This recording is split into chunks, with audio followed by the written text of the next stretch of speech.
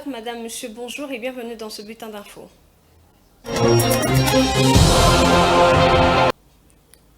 Commençons ces 13 heures par cette brève.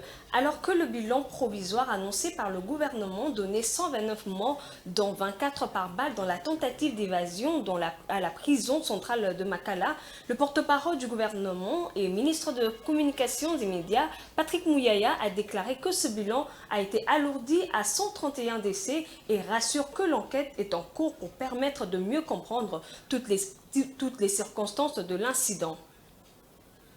Et poursuivons ce 13h avec cette info. De nombreuses familles peinent encore à la deuxième semaine de la rentrée scolaire à envoyer leurs enfants à l'école. C'est la faute de moyens financiers pour s'acquitter de certains frais exigés par certaines écoles malgré l'interdiction émise par l'État. Francine Moukeba pour plus de détails. République démocratique du Congo, 2 semaines après la rentrée scolaire, les rues et les classes se remplissent peu à peu d'élèves. Cependant, derrière cette image presque idéale se cache une réalité préoccupante. Certains enfants en âge d'aller à l'école sont encore contraints de rester chez eux. La raison ? Les pratiques commerciales illégales et abusives qui persistent dans certains établissements scolaires, malgré les réglementations interdisant de telles pratiques. Rêve Yanga, secrétaire de l'ONG IMAE, met en lumière plusieurs abus courants tels que les frais de fourniture scolaire, les frais d'inscription ainsi que les frais de confirmation ou de réinscription. Ces pratiques sont légion en tout cas que nous avons identifiées dans les écoles, mais en l'occurrence il y a les pratiques commerciales de frais d'inscription qui est en principe un frais prohibé, interdit par le pouvoir public, mais qui continue d'être exigé et perçu dans de nombreuses écoles. Et puis, il y a aussi le frais de confirmation de l'inscription, qu'on appelle frais de réinscription. Donc, l'élève qui a étudié dans la même école, qui est passé des classes selon l'avis de la délibération, mais à qui on oblige de payer le frais de confirmation, qui est là aussi un frais qui n'a jamais même existé dans notre pays. Il y a aussi les frais des fournitures scolaires. Ça, nous l'avons identifié cette année. La plupart des écoles que nous avons identifiées ne parlent plus de frais d'inscription, mais ils vont maintenant aux frais de fourniture. Donc, les parents sont obligés de payer les fournitures scolaires pour son enfant, pour que l'enfant puisse fréquenter l'école.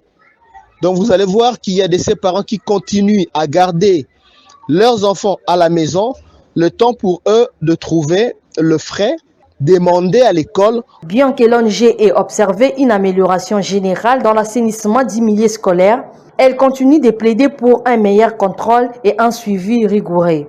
Grâce au monitoring, grâce à la sensibilisation, que les écoles commencent à se rebuffer. Et ça, c'est très important. Ça fait partie de l'impact de notre travail sur terrain et à travers les plaidoyers au niveau des décideurs et des autorités scolaires compétentes. Les pratiques commerciales abusives continuent en effet de poser de sérieux problèmes pour de nombreuses familles.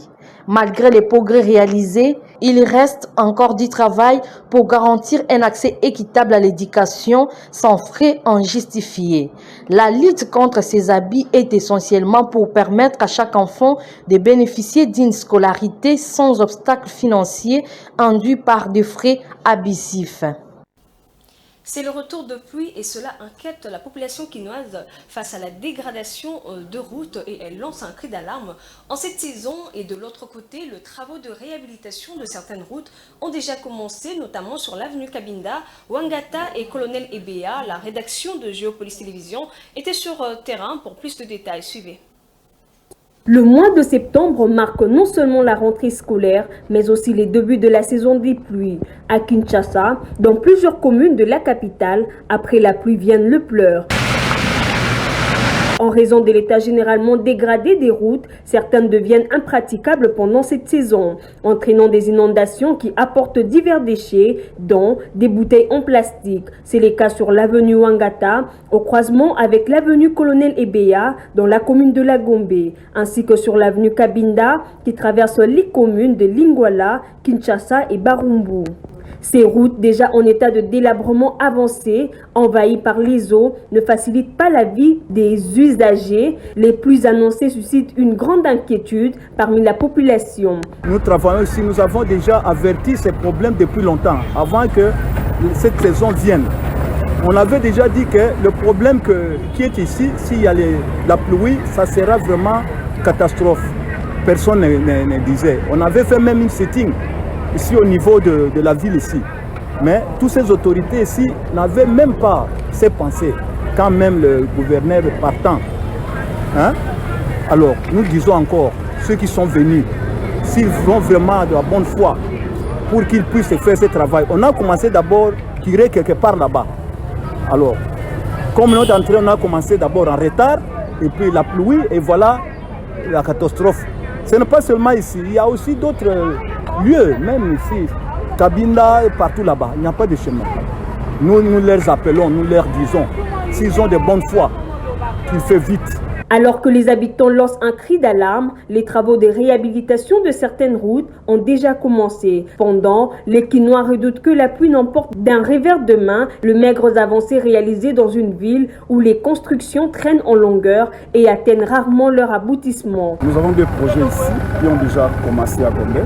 Il y a l'avenue de Province et l'avenue Colonel Béa. L'avenue Colonel Béa a une longueur d'environ 2 km et l'avenue Province plus ou moins 1,5 km. Et à ce qui concerne les travaux de l'avenue Colonel Béa, ici on est en train de réhabiliter. Si je peux vous parler de l'assainissement, là où le caniveau est totalement dégradé, nous sommes en train de construire le nouveau, vous comprenez? De même pour la chaussée. Vous voyez, dans le tronçon Wangata et Willery, la route était complètement dégradée. On était obligé de construire une nouvelle route. Là, au moins, nous sommes maintenant au niveau de la couche des fondations. Là, vous voyez, les bordures sont déjà posées. C'est l'avenue Province aussi, entre du Livre et Colonel Béa, c'est impraticable. Mais actuellement, avec les images, vous voyez que tout est remis en place, tout est renouvelé. On devait aller de Inaza jusqu'à Kassai. C'est là où il y a de l'eau, c'est tout là et lui parce qu'on a créé une barrière. Ici, c'est pour que les eaux ne puissent pas nous déranger, c'est la raison pour voir ces retours-là. Les Quinois dans leur ensemble demandent aux autorités d'être visionnaires, proactifs, en faisant de la réhabilitation, de l'entretien et de la construction de routes une priorité afin d'éviter les chaos pendant cette saison des pluies. Au Sénégal, les secteurs agricoles contribuent à hauteur d'environ 15% au PIB et emploient plus de 20% de la population active. Comme dans la majorité de pays d'Afrique subsaharienne, l'accès au financement agricole reste encore limité. Je vous propose de suivre cet élément pour de amples détails. La Banque agricole du Sénégal, LBA, a signé un accord de prêt de 30 millions d'euros, soit 33,1 millions de dollars, auprès de la Banque européenne d'investissement BEI. L'annonce a été faite dans un communiqué publié sur le site de la BEI. Cette initiative vise notamment à renforcer le développement durable des chaînes des valeurs agricoles dans les filières céréales, horticulture, arachides et anacardes. Selon les informations relayées par l'agence de presse sénégalaise, 70% du prêt, soit 23,2 millions de dollars, est destiné à financer l'octroi des prêts pour l'achat d'équipements agricoles au profit des agriculteurs. Le reste de l'enveloppe devrait servir à financer l'entrepreneuriat agricole des femmes. La qualité de ce partenariat sera répercutée sur les clients et bénéficiaires des financements de LBA qui pourront ainsi bénéficier d'une durée plus longue des financements pour notamment la prise en charge des besoins d'irrigation, de mécanisation et de stockage des matières premières ou encore des prêts saisonniers pluriannuels afin de répondre à la variabilité des revenus agricoles avec la saison des pluies, peut-on lire dans un communiqué. Globalement, cet appui financier obtenu par la LBA devrait bénéficier à plus de 3000 personnes travaillant dans le secteur agricole.